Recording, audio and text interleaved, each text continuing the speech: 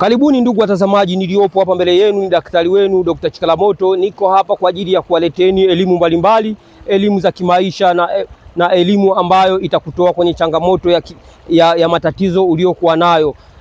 Kwa sababu hapa tumekuwa tukipeana matumaini, tumekuwa tukiweza kupeana nguvu mpya katika maisha yetu ambayo tunaishi kwa kila siku. Kwa sababu kuna watu wamekata tamaa, na mimi napambana kukurudisha katika matumaini mapya. Kwa sababu matumaini mapya ndiyo yatakufanya wewe uweze ukatoka sehemu moja na kwenda sehemu nyingine.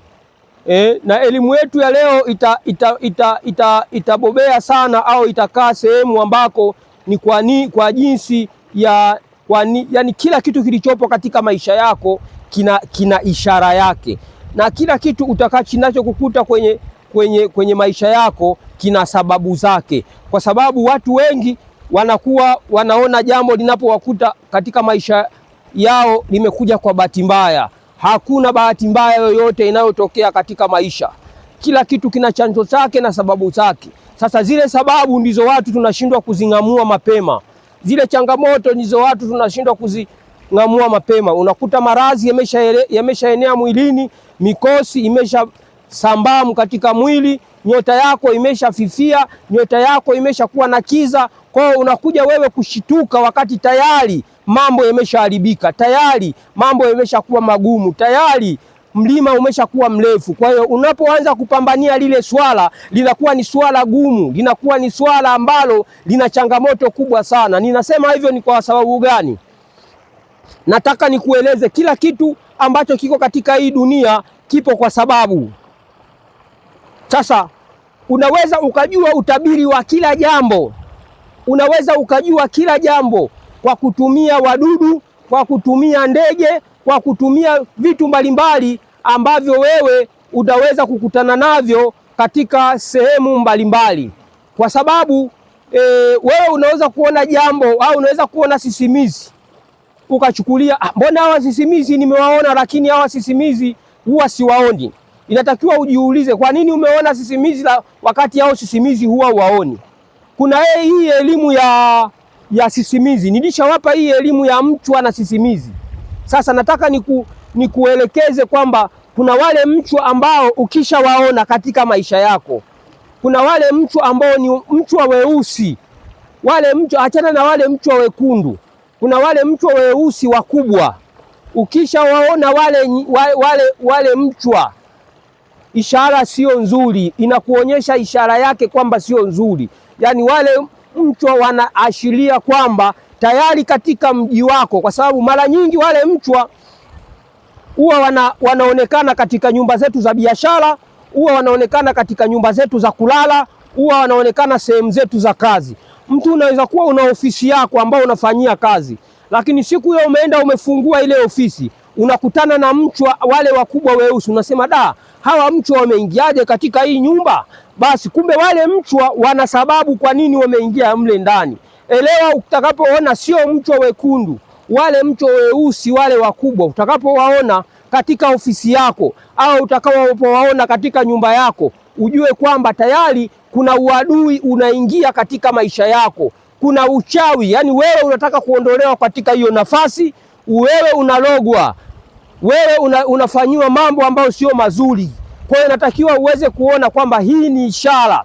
Yaani hii ishara umeletewa kwa njia hao wadudu ambao ni mchwa weusi wakubwa. Sasa hiyo ishara inatakiwa uing'amue. Hiyo ishara unatakiwa uifanyie kazi. Ukiwaona wale mchwa weusi wakubwa, ama umewaona ndani, umewaona sehemu zako za biashara, au umewaona ofisini kwako, elewa kuna changamoto itakukuta si muda si mrefu. Elewa maadui zako wanakushambulia. Tafuta kinga ya nyumba yako, tafuta kinga ya kujisimika hapo katika hiyo katika hiyo ofisi, utengeneze ufalme wako. Tafuta kinga ya kuzuia uadui kwenye biashara zako, ili biashara zako zisipotee. Kwa sababu unaweza kuona hao wadudu, alafu ndio ukawa unaambatana kukutana na mambo makubwa ya changamoto ya aina mbalimbali. Unakuta unachukiwa pasina sababu yoyote. unakuta pesa zinapotea, hujui zinakwenda wapi. Unakuta kile ulichokivuna kwa muda mrefu kila siku kinaporomoka. Umeshaletewa ishara, au mchwa ulioletewa ni ishara ya kwamba kuna tatizo. Sasa tabiri, jua ishara. Hii elimu ninazokupa ni kujua kwamba likitokea hivi kuna shida hii.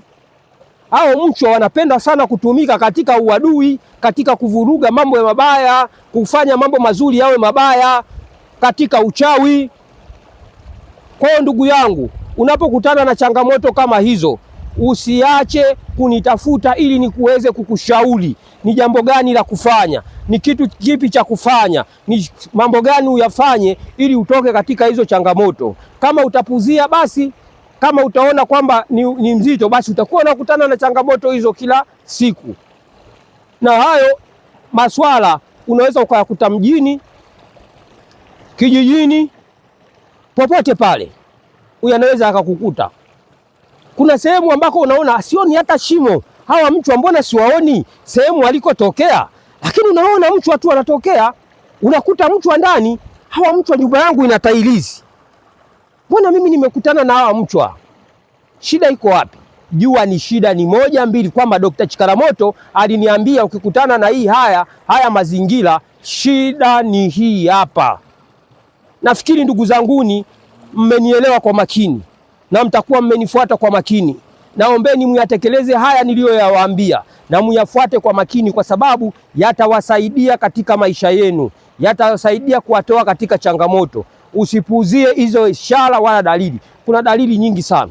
Kuna dalili, kuna ndege ukishasikia sauti zake tayari ujue kuna changamoto, au kuna mambo mazuri yanakuja katika maisha yako. Kwa hiyo kila kitu duniani hapa kipo kwa sababu maalum. Hakuna kitu ambacho kipo tu, ila sisi tunashindwa kutumia vile vitu ambavyo Mwenyezi Mungu amevileta hapa duniani, kuvitumia ili kutufikisha kwenye nchi ya ahadi, ili kutambua changamoto zilizopo katika maisha yetu. Kwa hiyo kwa siku ya leo ningeomba niishie hapa, na kama utaweza kuwa una swali lolote la kuweza kuniuliza, unaweza ukaniuliza kwa kupitia namba hiyo hapo ya simu ya 0784994048, au weza kusubscribe chaneli yangu ya YouTube ili elimu inapoingia hii na wewe ikufikie elimu kwa wakati, na uweze ukang'amua tatizo kwa wakati. Ukitulia, ukipata muda wako, hebu msikilize Dr. Chikaramoto, utapata faida ya mambo mengi. Kwa hiyo wale watazamaji wapya, naombeni msubscribe hii channel ili muweze mkapata faida zaidi na zaidi. Asanteni sana na karibuni sana.